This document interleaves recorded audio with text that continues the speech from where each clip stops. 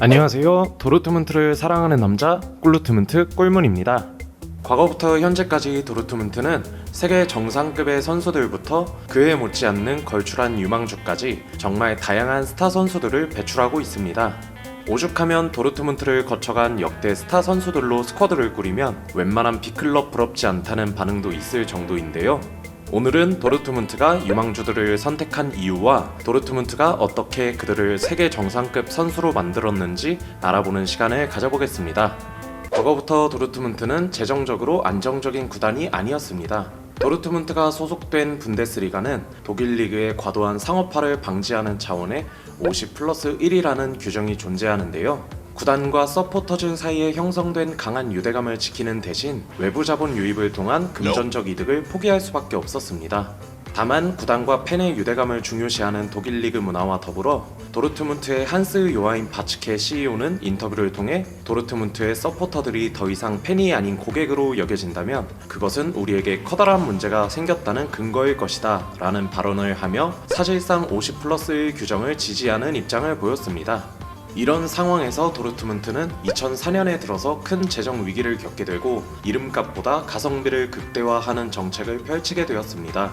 과거 도르트문트를 대표했던 라르스 리켄을 필두로 하여 스타 플레이어보다 미래가 뚜렷한 유망주를 적극 영입하고 더불어 유망주 육성 전략에도 공을 들인 결과 위르겐 클롭 감독이 이끌었던 2010년대 초반에 마리오 괴체, 마르코 로이스, 마츠 훈멜스 등 현재도 월드클래스급으로 평가받는 선수들을 키워낼 수 있었습니다. 앞서 말씀드렸던 라르스 리켄은 현재 도르트문트의 유소년 축구팀인 보루시아 도르트문트 유겐트의 아카데미 매니저 및 총괄 코디네이터를 맡고 있습니다. 과거 영국 방송사인 BBC와의 인터뷰에서 당시 도르트문트의 유소년 총괄 책임을 맡고 있던 리켄은 도르트문트에서 유망주가 스타 플레이어로 성공하는 것은 결코 우연이 아니라 분명하고 명백한 전략이 있다라고 답했습니다. 리켄의 발언대로 도르트문트가 영입했던 유망한 선수들은 결코 우연하게 스타 플레이어가 되지 않았습니다. 대표적으로 재작년 여름에 맨체스터 시티로 이적한 엘링 홀란이나 역대 최고 이적료 영입과 방출 기록을 가진 우스만 덴벨레 등 이미 피지컬적으로나 기술적인 부분에서 떡잎이 남달랐는데요. 그동안의 선수 육성 시스템의 발전으로 어느 빅클럽에도 뒤지지 않을 정도의 육성 시스템을 보유하고 구단 내 유망주에게 많은 기회를 부여해 줌으로써 과거 위르겐 클롭 감독 휘하에서부터 지금까지 도르트문트는 수많은 유망주들을 슈퍼스타로 만들 수 있었습니다. 스카우터의 특출난 안목과 선수를 다루는 감독의 역량, 그리고 선수를 그저 있는 그대로 믿어주는 구단의 삼위일체로 도르트문트는 수많은 스타 플레이어를 배출해냈습니다.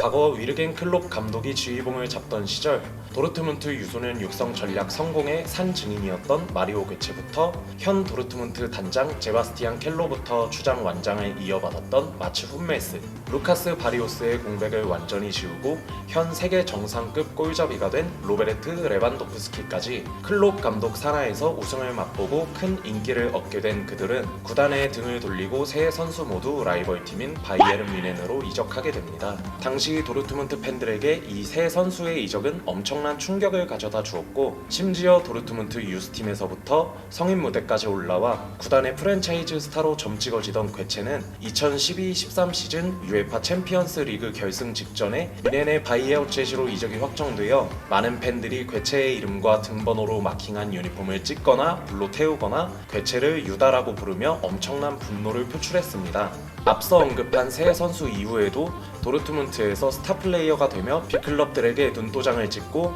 이적 계약서에도 도장을 찍는 선수들이 늘어갈수록 도르트문트는 그저 유망주를 영입해 키우고 빅클럽에 팔아넘기는 소위 셀링 클럽이라는 이미지가 형성되기 시작하는데요. 그러다 구단 역대 최고 이적료 레코드를 갱신한 우승한 덴벨레를 비롯해 자유계약으로 영입해 첼시에게 5,760만 파운드를 받고 방출한 크리스티안 플리식과 구단에서 영입한 금액의 10배를 안겨주고 떠난 제이든 산초 같은 선수들이 늘어가면서 셀링 클럽에서 점차 거상으로 인식이 바뀌었습니다. 하지만 그것도 잠시 많은 이적료를 받았음에도 불구하고 떠난 선수를 대체할 선수에겐 큰 돈을 투자하지 않고 되려 공백을 대체하기엔 애매한 선수를 다수 영입하면서 팀 내에 확실한 색깔을 가진 선수는 없고 애매한 선수들로 스쿼드가 포화돼 주급이 증발하는 모습을 보면 셀링 클럽과 거상의 경계도 점점 모호해지고 있다고 볼 수 있겠습니다.